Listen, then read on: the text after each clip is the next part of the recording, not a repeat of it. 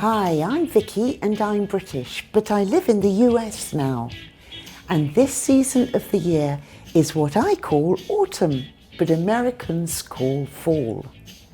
America and the UK both have a special celebration at this time of year, but they're different. In the US, it's Halloween, and in the UK, it's Guy Fawkes Night or Bonfire Night. You're going to learn about both celebrations in this video, and you'll also learn vocabulary along the way. To help me, I'm teaming up with my friend Jennifer from Jennifer ESL. Jennifer's American and she knows lots about Halloween. And I've got lots to tell you about Guy Fawkes and British history. We'll also show you some family photos.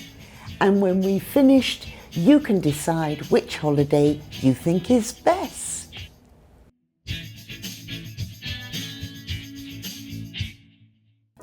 Okay, Jennifer, you can go first because Halloween comes first. That's right, we celebrate Halloween on October 31st.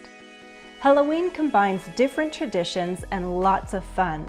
Halloween is also known as All Hallows Eve, and it's actually been around for centuries in one form or another. Halloween has ancient Celtic roots, so the holiday came from what is now Ireland, the UK, and France. At this time of the year, when the warm summer ends and the cold weather sets in, people believed that the line between the living and the dead blurs. That's how Halloween came into existence. So the living and the dead get mixed up. Is that why people think of ghosts and zombies and scary creatures at Halloween? Yeah, when their tradition first started, some people thought that wearing costumes would scare the real ghosts away. Today, both children and adults participate in Halloween, simply for the fun of dressing up and wearing costumes. Dressing up is a huge part of Halloween in the US. The costumes can be scary, funny, beautiful, whatever you'd like. Take a look.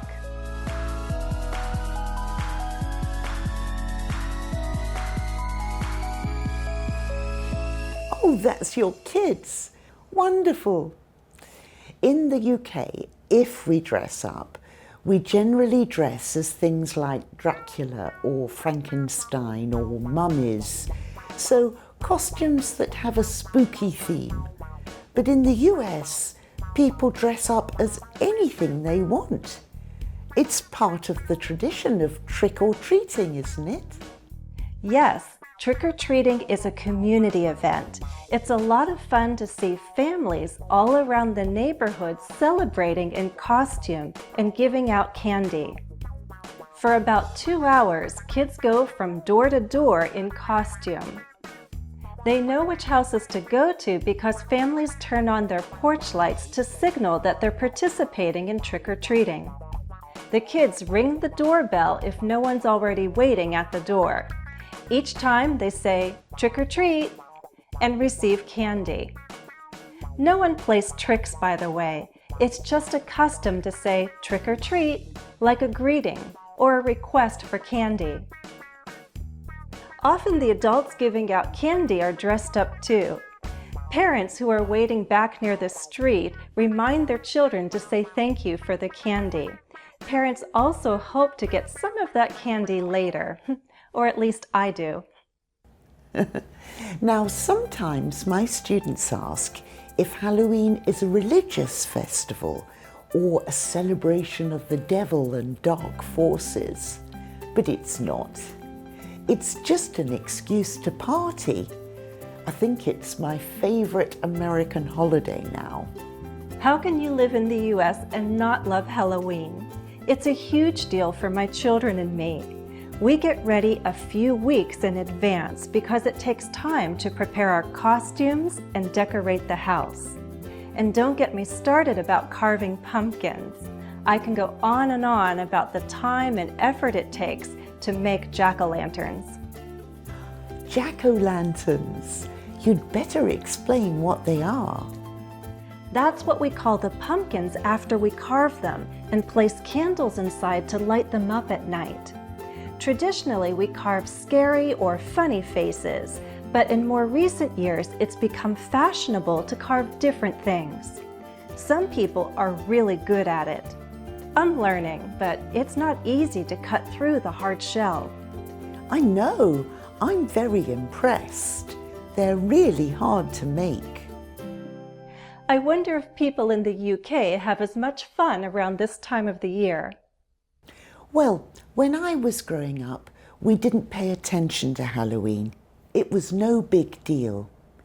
It's growing in popularity now, but it's still a small holiday compared to the US. In the UK, we like to party a few days later on the 5th of November. That's when we have Guy Fawkes Night or Bonfire Night. This is a celebration of a historical event, and it dates back to the year 1605.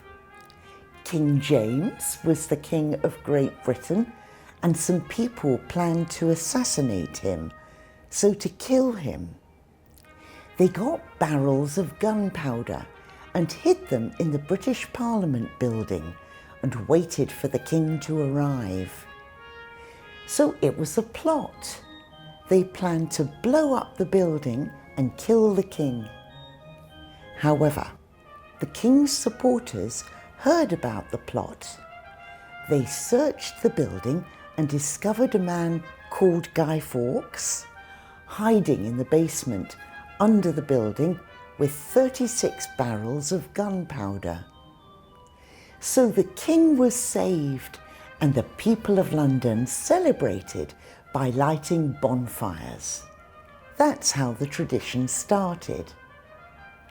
Every 5th of November, we have bonfires and lots of fireworks. When I was a child, Bonfire Night was probably the most exciting night of the year. Preparation started a week or two before. We'd go to the shop and buy big boxes of fireworks.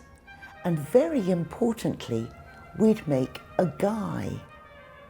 A guy is a kind of effigy or model of Guy Fawkes. We'd get some old clothes, stuff them with newspapers, and sew them together so they looked like a human body. Then we'd build a bonfire, put the guy on top, and set fire to it.